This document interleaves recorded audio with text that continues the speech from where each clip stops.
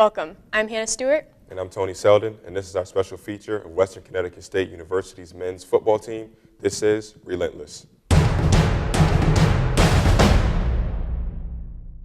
right, so last year the Colonials went 7-4 overall and 6-2 in their conference, and they made it to the first round of the ECAC Northwest Bowl Championship, where they lost to St. John Fisher 28-14.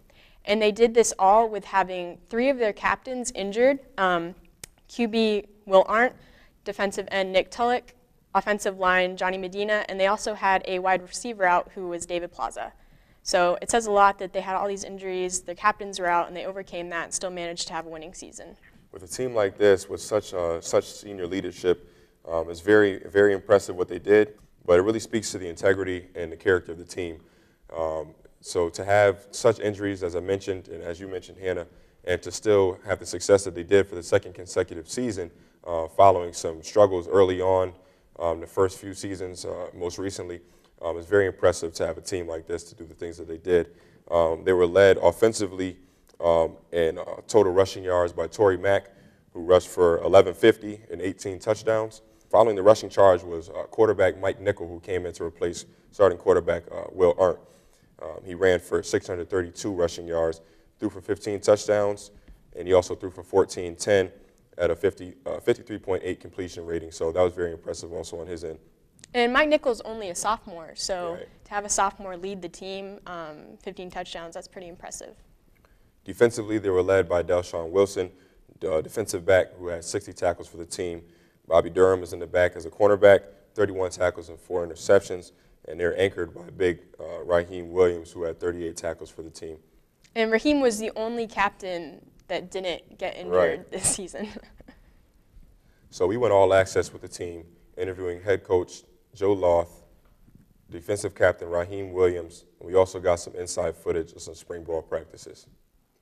All right, Coach, coming off of second consecutive successful season, how does the focus and the mindset of the team shift from being the per se hunters to becoming now the quote-unquote hunted, if at all?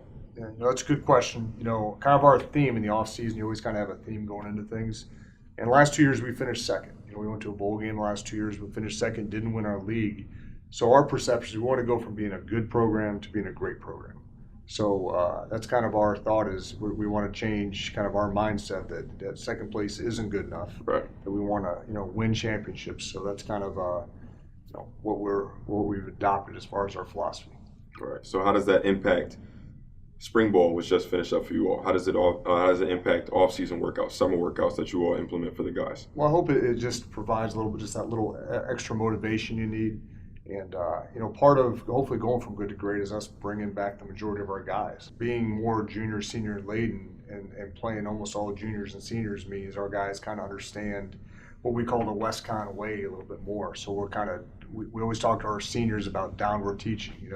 We got a big roster with, a normal-sized coaching staff that our upperclassmen have got to learn how to teach our younger guys how we do things. And we think we've done a good job kind of teaching our older guys. It kind of all works hand in hand. You mentioned your coaching staff.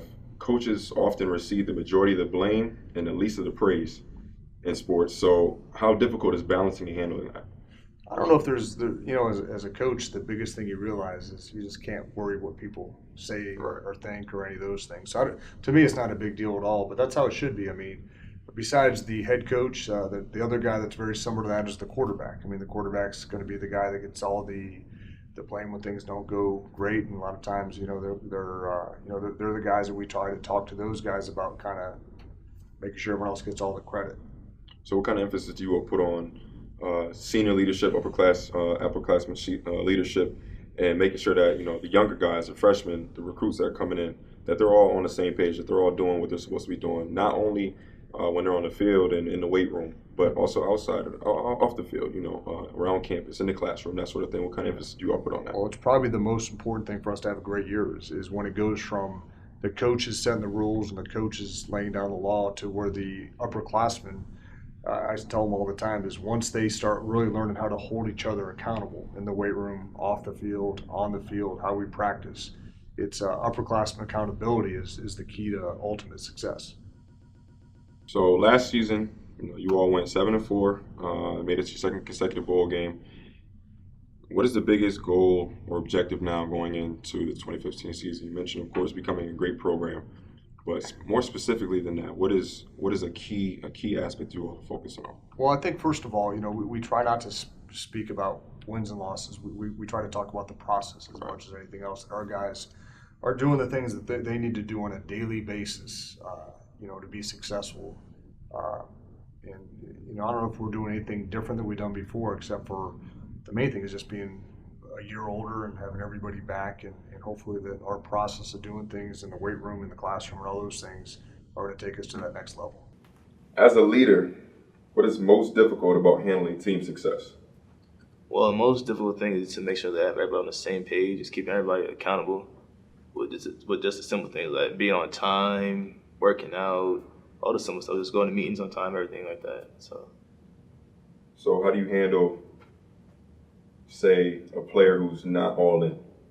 How do you handle that as the captain, as a leader? How do you handle a player like that? First things first, you want to keep it between your teammates first. Like, you don't want to bring it to the coaches first. First things first, you just pull them aside, you just talk to him.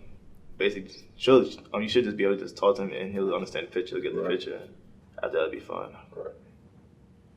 So with the team's most recent success, 2 bowl games in a row, how has the overall team work ethic changed, if at all? Do you sense more of a hunger for more, or some sort of satisfaction? What do you sense more? Well, one thing I can say, the coaches really keeps us on top of things of staying hungry, because 2 bowl games is nice, but the main goal is to really make the playoffs and make a noise in the playoffs. So that's the main goal. I mean, you all struggled for some years consecutively, and to now have 2, of course, the playoffs are the main goal.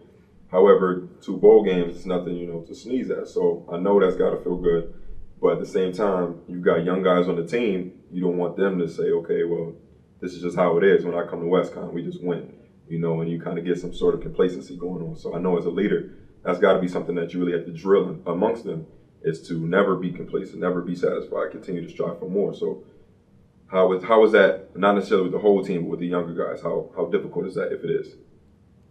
We kind of just remind them of where we came from the start. Because my freshman year here, we went 0-10, and the year before we went 0-10 too. So, and my sophomore year, we won 1 game only. So we kind of just remind hey, this wasn't always how it was here. We struggled a lot for a while. So we just gotta keep reminding them and know hey, we gotta keep going, keep pushing, bring it to the top. Once again, everybody's watching it. Everybody's looking up to you, even if you may not think they are, but they are. So if they see you slacking in practice, or you giving attitude to coaches, they're gonna feel all right, well, if he could do it, then we all can do it. So you gotta make sure you set a great example anywhere you are, even off the field, on the field. Just make sure you set a great example anywhere, at any time.